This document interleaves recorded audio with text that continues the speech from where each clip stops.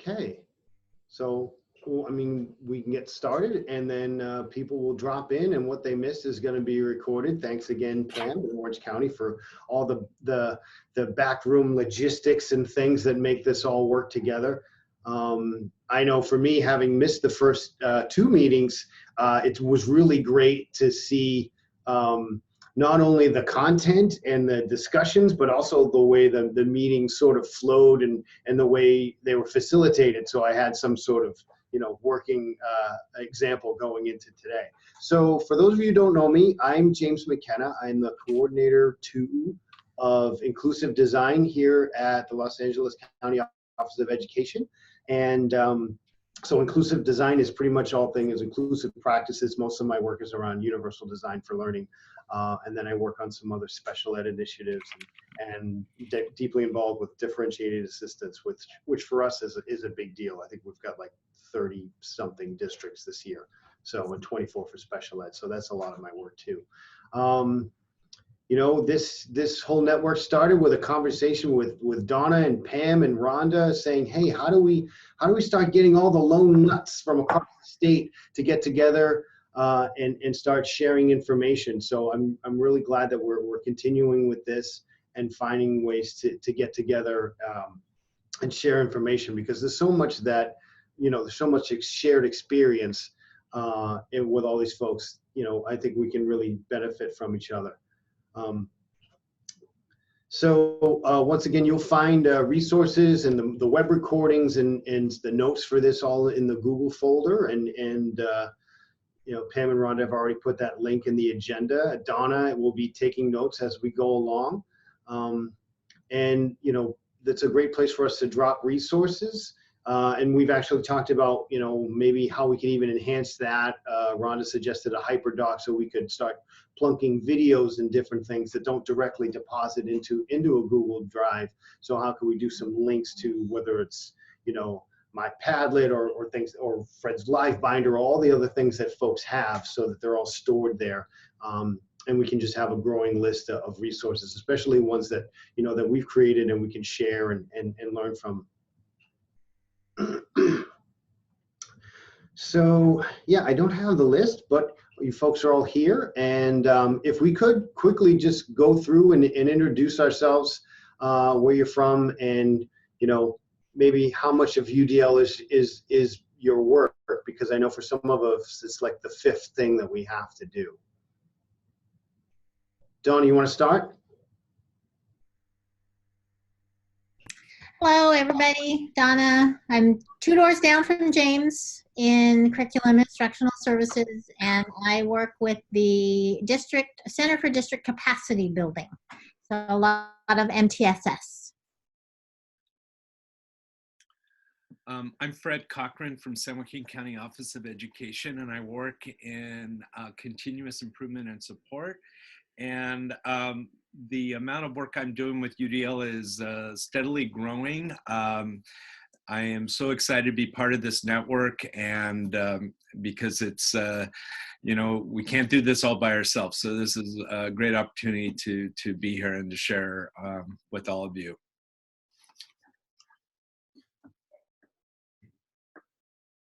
Hi, I'm Mary Young. I'm from San Mateo County, and I am not really doing a whole lot around UDL right now. A lot of my work right now is around PBIS, differentiated assistance, continuous improvement, MTSS.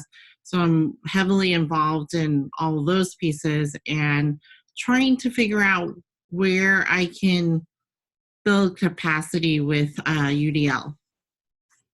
In all your spare time. Yeah.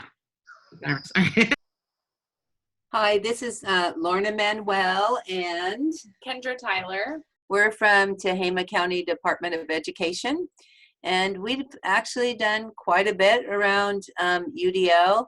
We've gone into districts and worked with whole staff, and we've also had some trainings here within our own county office. We have Katie Novak coming in the end of January, and we're going to do an online 1.5 hour follow-up following her sessions to provide more resources around each one of the principals.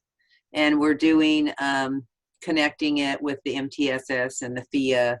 So we've been conducting FIAs as well. Mhm. Good morning from Shasta County. I'm Trudy Pelizari, and this is Stephanie Alexander, and we are in instructional services. Hi, Lorna, my fellow weed cougar. How are you doing? Mm-hmm. Hello.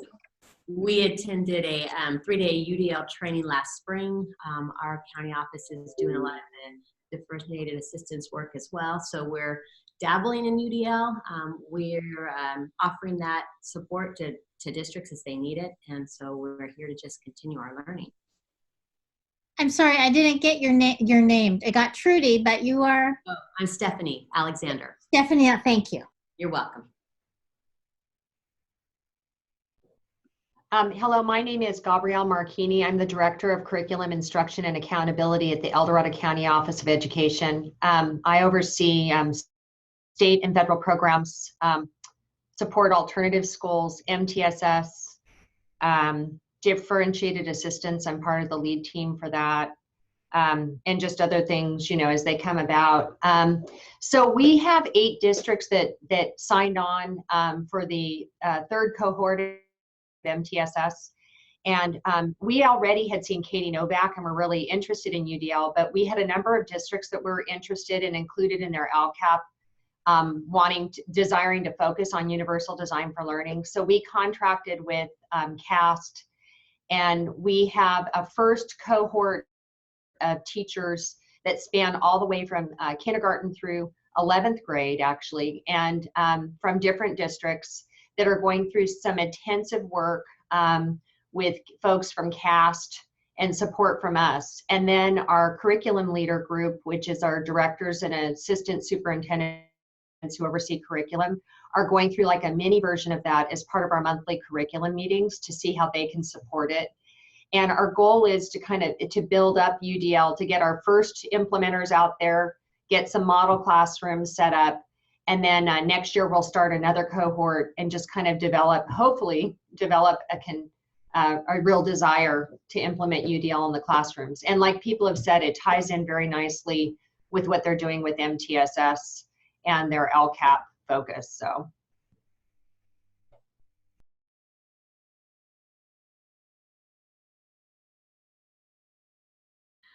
Hi, this is Pam Tepe from Orange County, and I am a coordinator of inclusive practices.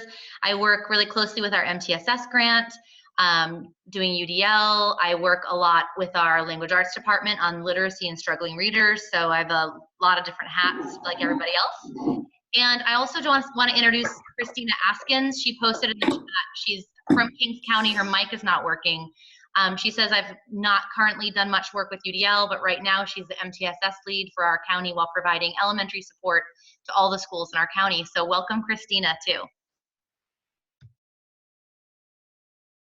think at some point I had invited Ashley Sarin from Placer County, and she said she would probably be driving between meetings, but she was going to try to call in and at least listen. And I told her, of course, she'd always be able to check the meeting afterwards. So we may see her pop in at some point. So for this meeting, we really wanted to just start exploring some of the newer resources that have kind of popped up since our last meeting, as well as Donna had in the last meeting talked about, she was asking for feedback about a book and decided, well, I'm going to go ahead and dive into it. And so she's going to review one of the books, one of the many books that's out there, and share that with us. So Fred, would you like to tell us about Dr. Nelson's podcast? Yes, I would. If, some few months ago, Rhonda and Pam had sent out an email about, and you too, James, about these new podcasts being done by Louis Lord Nelson, and they were called UDL in 15. They're titled UDL in 15 minutes, and so I starting to get hooked on these. They come out every week or two, and their website is theudlapproach.com, where you can click on media and you can find all of the episodes that are available. So what I was so intrigued about was and is the fact that they are interviewing teachers in the field, and how they've been, how they kind of given themselves permission to get messy with this, and to really dive in, so that they can really start to see how it does affect engagement and in the classroom with students. The podcasts are also supported by some YouTube videos as well, and her blog also will demonstrate different graphics that they're talking about. So it's kind of a UDL approach in itself when you think about it, because you're not just listening to a podcast, you can actually watch video to go with it or see examples at the same time. So, for some of us who aren't exactly audio learners and we get distracted, it's kind of nice to be able to see the visual representation there. So if you haven't had a chance to listen to them, they are very well done. They are a short, I think 15 minutes is the perfect amount of time, because you can listen to it in the car, you can listen to it on a break or on a walk or whatever, and really makes you feel that it's not just us sharing what we know about UDL and how important it is to start to make this shift, but really listening to teachers in the workplace that are really implementing this work. And I think it just opens up a nice environment for teachers, or risk-free, so I can go ahead and take a risk. I can give this a try. So I would really encourage you listening to these. I've sent her emails and responded to the different podcasts, and she's so nice, and she responds back, and her blogs are really worth looking at. So that's about all I wanted to share about that. I'll just add that I've listened to two of them, and they're great. And just like Fred said, it's 15 minutes, and you get to hear some not only ideas but authentic experience and practice, and see sort of normalizing the idea that you're not going to start off as an expert, and it's okay to get messy, and that this is a cycle of continuous improvement. And I've just been emailing Louie the last few days, because we're going to have her come out for our special ed conference next fall and some other stuff. And she's so nice and so pleasant to work with, and so accommodating, and a prompt communicator as well. Right. Yeah, I would suggest subscribing to her YouTube channel, and also you could follow her on Twitter. I sound like I'm her press agent or something, but yeah. Well, I was just going to add, Fred, this is Pam. We had her out a couple times, and she's just the loveliest presenter, and people really like working with her. So definitely, and she and Katie are really good friends. I mean, I think that's the great thing about the cadre, is that the original cadre especially, they all are very closely connected and supportive colleagues. So it's really nice. She's really great if anyone is looking for additional resources. Yeah, you can tell they're not in competition with each other at all, and they are. And we work a lot with Katie Novak as well, and but it's just nice to hear another perspective, another voice, that can share resources with us. And Louie is part of the Swift Center as well, so and that's our MTSS model. Right. So she has a good idea about what we're doing out here. Right. In the Swiss Schools resource guide online, she has written, I think it's 5 steps to UDL that we've shared in our MTSS work. And it's really, as easy it is to understand her, it's just as easy to understand what she writes about. She's just gifted there, really gifted. So the next thing that I wanted to share, I'm not sure how many of you were up at Santa Clara for the Inclusion Collaborative Conference, or aware of this platform that has been developing between CAST and the UDL Implementation Research Network, and now partnering with Santa Clara County Office to sort of help roll this out in California. I had invited Sung Park from Santa Clara to talk about this part, but he had another meeting or training that he had to attend to. So I just wanted to briefly show you this platform. It's called Learning Designed. And Steve Nordmark from CAST in the UDL IRN, this is really what they want to build is a professional development hub where individuals can get access to free materials, as well as find people that are, also maybe selling content. But all the content has to go through a vetting process. So I've like put a resource up there or a link or stuff, and it has to go through a vetting process, and they look through the different lines. And there's a lot of great stuff that comes out of Bartholomew Consolidated, which one of the first big areas to work on UDL, and people like Louis and Joni Daner and a lot of these other folks that have been doing a lot of the implementation in places. They put all these resources up here, and they're starting to put together a series of credentials. Right now they have a very basic silver credential for folks, and they have a strict rubric for this is evidence, and you have multiple ways of sort of giving evidence to why you have this level of knowledge about universal design for learning. And as I said, they're working with CAST, and they're trying to make this a place where that developers, including county offices, can build coursework and put it in here, whether for free or if you need to charge for cost recovery, whatever it is. And that way, as I had said, like Santa Clara is working on a course for behavior. Well, that's great. So then I don't have to build one. And it's on a common platform rather than you going to different folks. Like I have online coursework, and I'll show you the stuff we have, but it's on our Blackboard folks. Well, we're trying to bring some of that stuff to here, so we have a common platform to share things and have a collaborative space around UDL. It's something to explore. They've been beginning to roll this out, so new features are coming on. But it's something that debuted up at the Inclusion Collaborative Conference.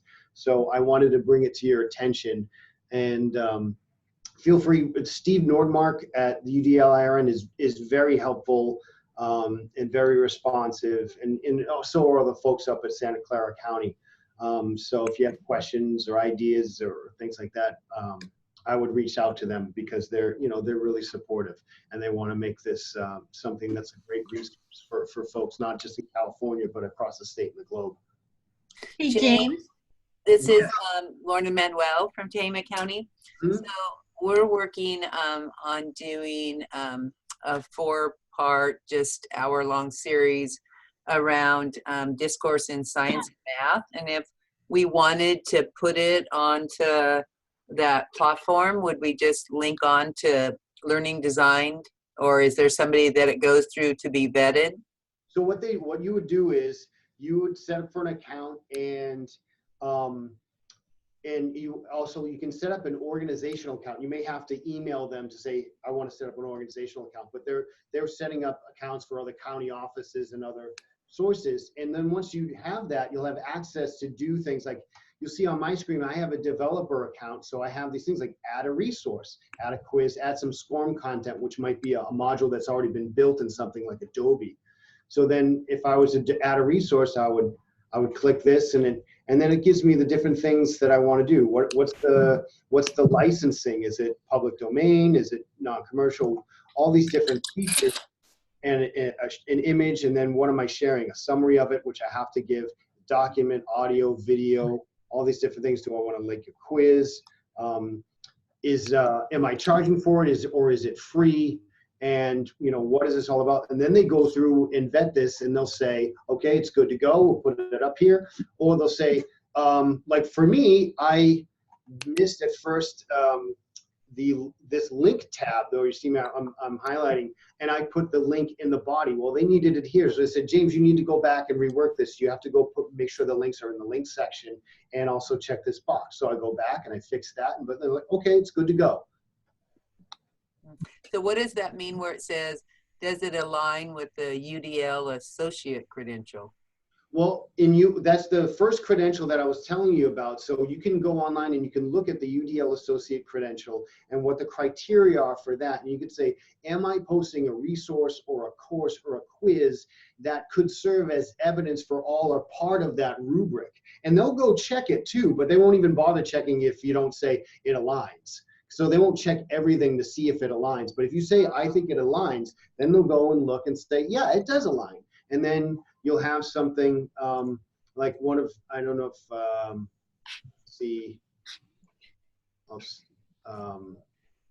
think one of my, if I can find one of my content pieces, there is actually, it actually has a little stand. Let's see if I can find it up here. Oh, I can't. Anyway, and you need, when someone else was navigating for it, like this is one of my things, our self-paced online course, there's a little icon that shows up next to it when people are browsing for it that says, this is evidence for the associate credential. But not everything has that. Okay. So you just go in and sign up a membership and then you'll go to where you want to add the information? Yeah, it was brand new when I went up there. They had just launched it, and they're actually, they were reworking the connection because I couldn't directly create an organization application on my own. They may have already changed that, but if you have any trouble, like I don't see where I can actually make the organizational account, just email them and say, this is what I want to do, and they'll be right on it. You know, I was having some trouble and when I was at the conference, and we got online with the web developer and made sure that everything was all set up. Thanks, James. Okay.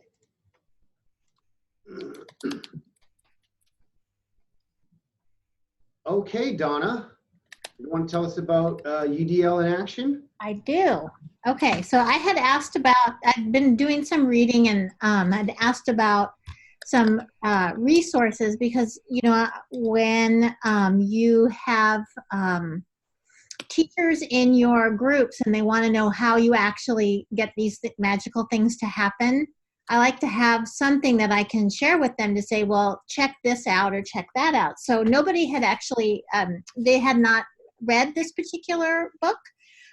So I did, and there's a link to it on the notes, but here it is.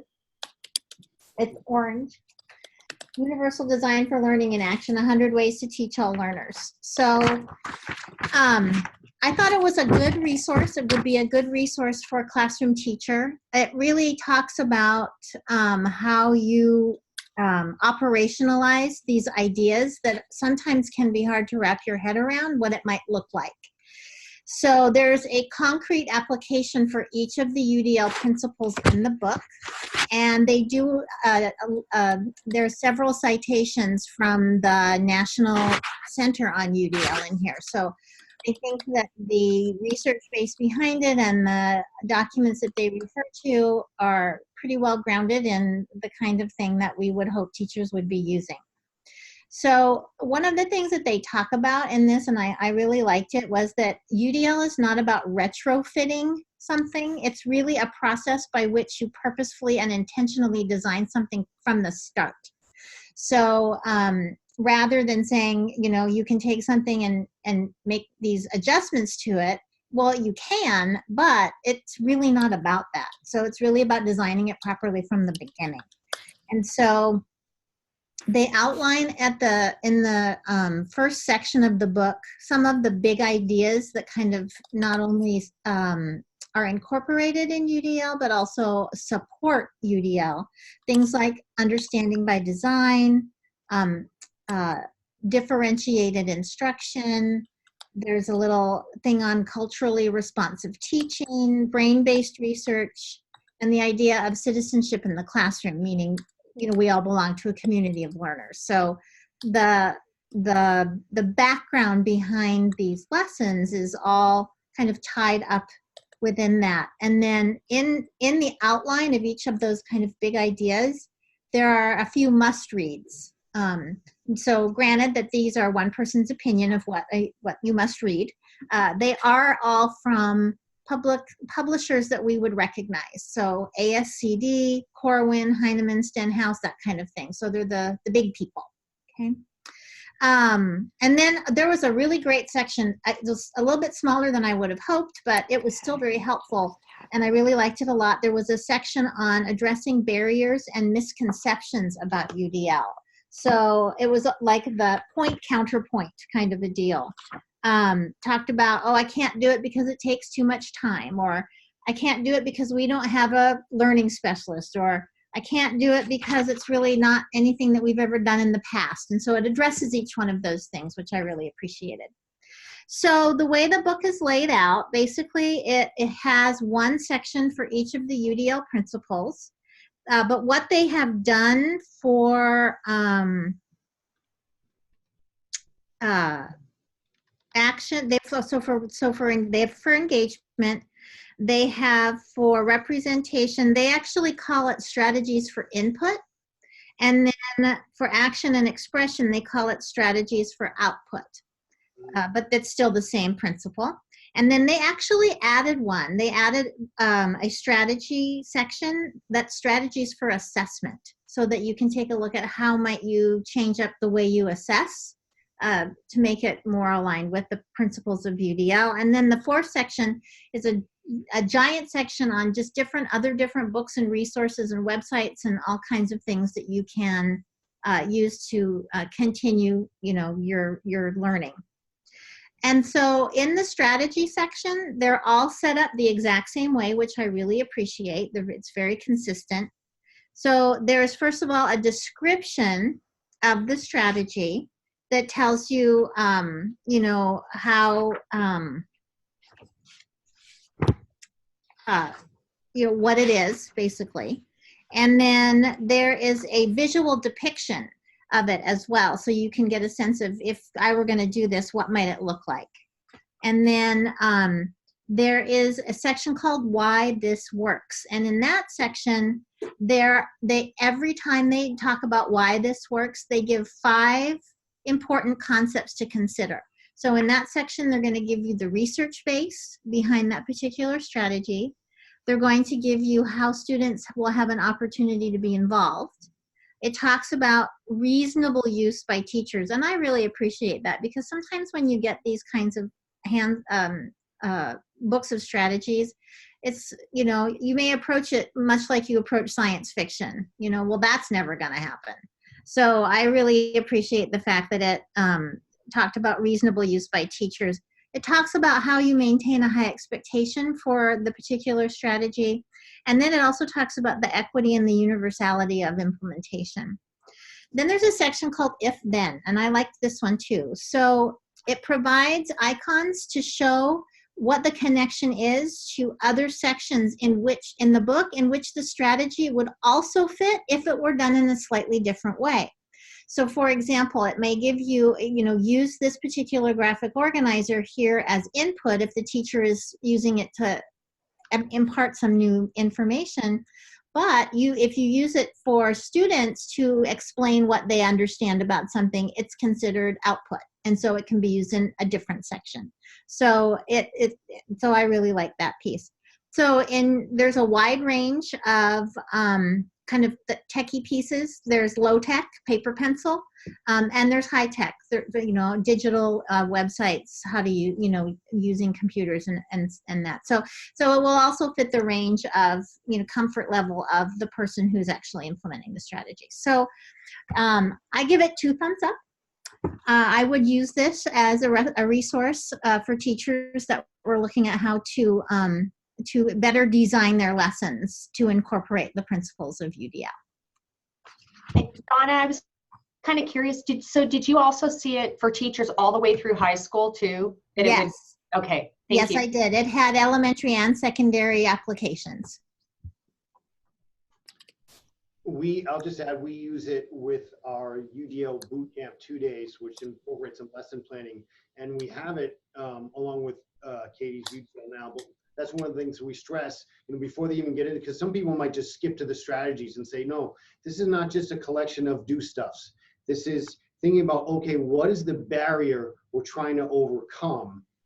And then see, okay, what is one or more strategies I could employ to help me overcome that barrier? And seeing how that, yeah, though we have discrete columns of stuff, that things overlap and can connect to multiple things depending on the use or how in depth you go into something. Even that, I love that idea about output, because we're talking about, like at the top of representation, talking about maximizing generalization and transfer. Well, to transfer a lot of, I have to do something. So it leads into that output piece. So yeah, thank you, Donna, for that. And Donna, feel free to go revise my notes, because I was typing and then I was answering a chat question. So I might have missed a point here and there. So one thing I wanted to share with you folks is I love the fact that we're all able to make this meeting, but I was also thinking and wanting to know how many folks are planning on attending the CIS conference in Anaheim in February. I think it's the 20th to the 22nd.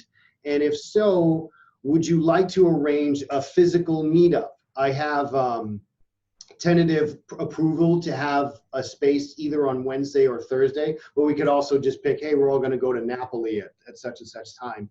And I've also had some conversations with Wendy Keeney, who's the Chief Development Officer at CAST. And so she and Linda Gerstel, who's the new CEO, are interested in coming out to CISC, and said, well, if you're going to have a bunch of folks in one room, if possible, we'd like to come join and meet folks and hear what they're doing in California, because they really want to start working more in California to grow UDL and to have, a presence here. So James, who did you say that was? the CDO her name is Wendy Keeney, Keeney. And where is she from? She's the CDO of CAST. Oh, thank you. So it would be the CDO and the CEO. Okay. Greg, we just on your team. So I just spoke with Wendy 2 days ago. So they're looking at traveling out here. And I know CAST was there 2 years ago, just in the vendor area. And of course, Katie was presenting and things like that. But, it'd be, if folks are interested, then we can always, I can go through the process of setting up a room, since our office is actually organizing CISC and I have to do all this stuff. Well, it sounds harder than it is. Most of it's done. I'm just doing the spreadsheet. So Pam, if you can help me, how would I do the poll?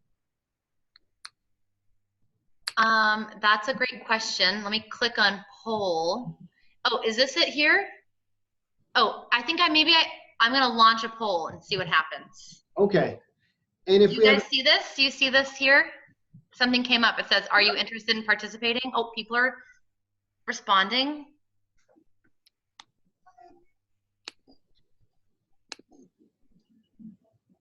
I'm very proud of myself for hitting the right button. I'm proud of you too. Thank you. Rhonda gets all the credit for actually knowing how to set up the poll in Zoom. I simply found the button to press. See, we're learning by doing. This is great. And what I can do is, for those that aren't here, I can always do a quick Google one and send it out as an email just so those folks can respond as well. Yeah, it looks like most everyone's has voted, so I'm going to end the poll, and we're at 73% with yes. Okay. And so I'll put it out to other folks, and that will help me determine not just, it looks like we can do something, and it'll help me figure out, well, how big a space do we need, depending on how many people are interested in doing it. And so as that gets sorted out, I will get back to everyone. I'll ask the wonderful folks in Orange County who run the constant contact for this to share that out. And I look forward to meeting any and all of you at CISC. So the final directed part of this, before if anybody has some things that they'd like to share, and we try to save a good portion of this for sharing. I just want to share what we're doing down here. We've been spending time building what I call the Universal Design for Learning Academy. So we have a new website, and this is it.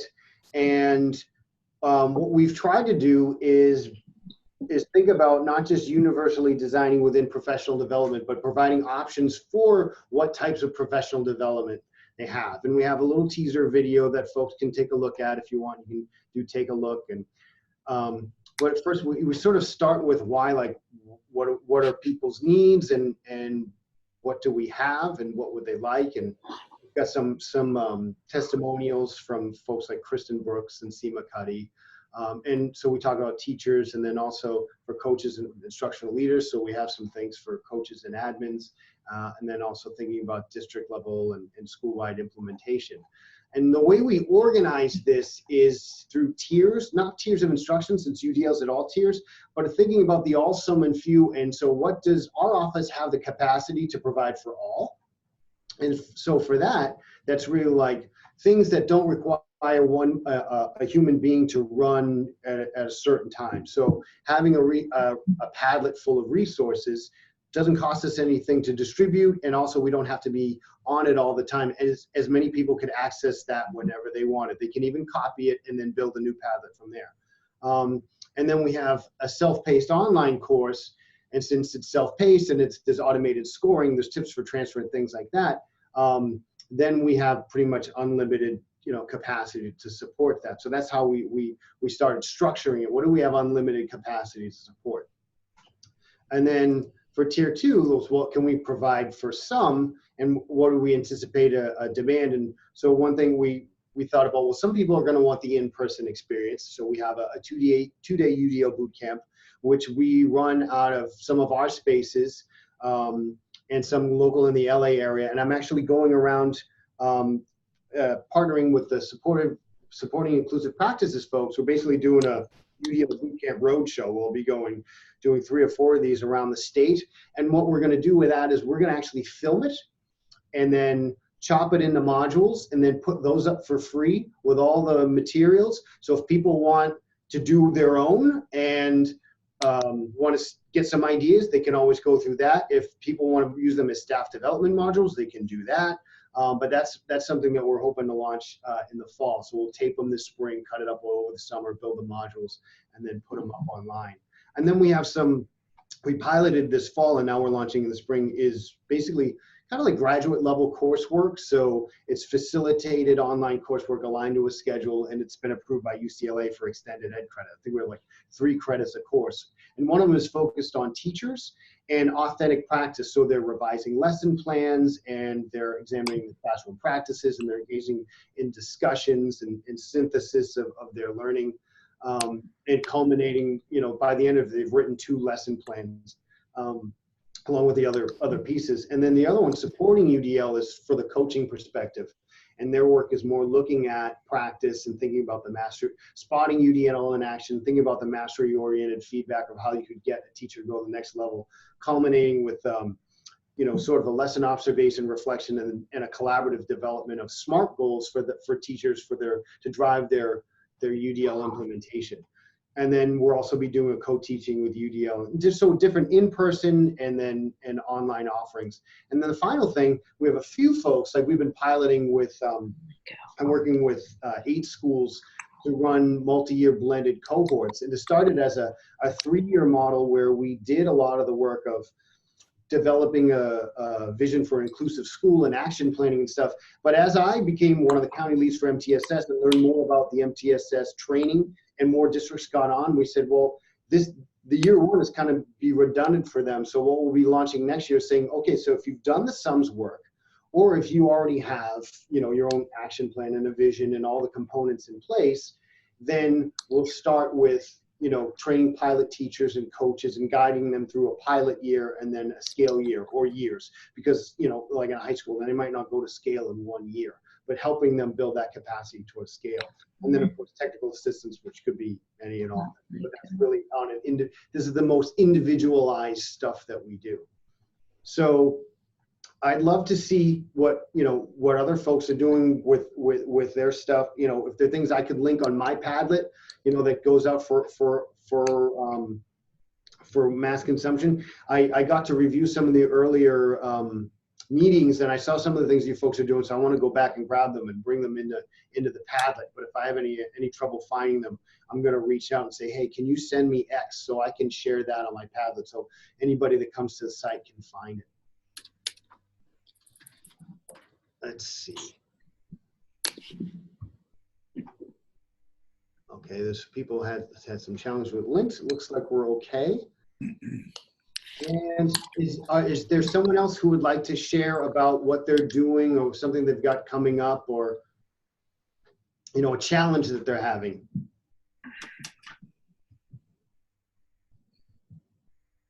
This is my wait time.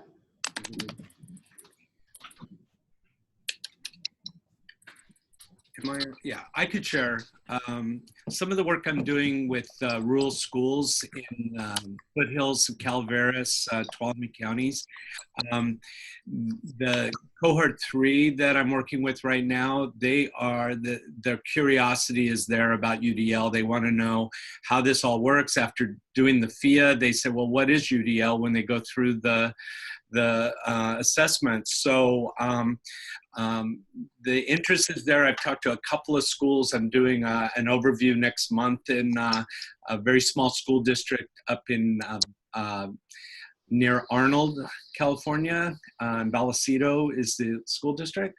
And so they're ready to go. I have another one in Valley Springs, California, that is the principal, the sped teacher, and actually the school psychologists are all on board and want to start to work at their schools. So really looking forward to making an impact with the districts I support in that area. Ripon Unified is another one that we work with, and we've launched UDL with them, and Katie Novak's coming next month for a whole day core day for them. So we are also planning on doing UDL trainings this summer for our school districts here in San Joaquin County on giving them some tools to just get started with UDL. You read UDL Now by Katie Novak. There's ways to start UDL from the get-go. So, starting up the school year with procedures and routines, we give teachers some tools to just start looking at UDL through, rather than just implementing or developing their procedures and routines the way they always do. So anyway, we're looking at different ways to just kind of entice our teachers to begin the work. Great, Fred. And I'm glad you mentioned Ripon, because I forgot to mention earlier, because I'm caffeinated and on cold meds, that Fred will be presenting along with Ripon at the CIS conference to talk about their beginning their MTSS journey. And now they're building on that MTSS journey and they're looking in UDL. I'll be presenting on universally designed professional development. And Ashley Sarin from Placer County will be presenting about UDL as well. And there are a few others. I don't remember the entire list because I just scanned it. So I don't know if anybody else on the call is presenting, but I'm going to try to make it out to see as many as possible, because I know sometimes you go to a conference and there's like 6, what is UDL? But this looked like there was a lot of different sort of angles to it, which I'm hoping is beneficial for folks, especially for those that have the baseline and want to see, okay, but I want to hear more about practice, or I want to get a little more approach to it. So, anybody else?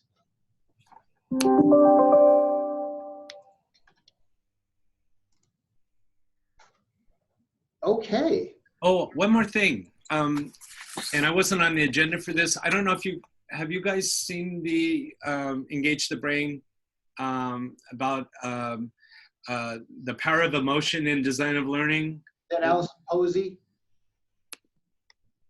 So I haven't read the whole thing yet, but I'm really interested in this, in thinking about emotion and as part of the engagement process. So maybe our next call, and I said May, I think. I'd like to be on the agenda, and I'll read it by then and maybe give a little book review. I think that's Allison Posey. It is Allison Posey. Yeah.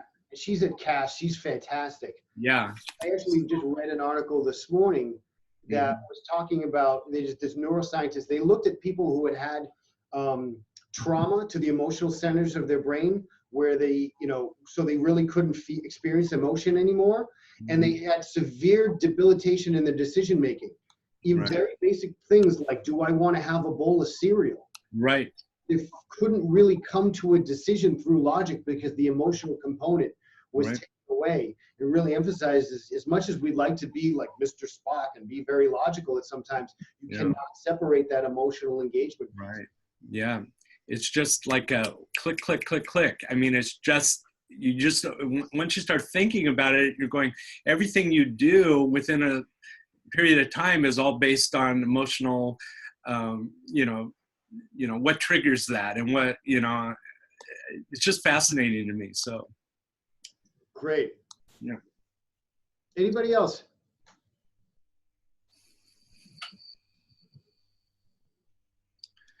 Did we want to talk about anyone who wants to volunteer to host or be facilitators for our next meeting?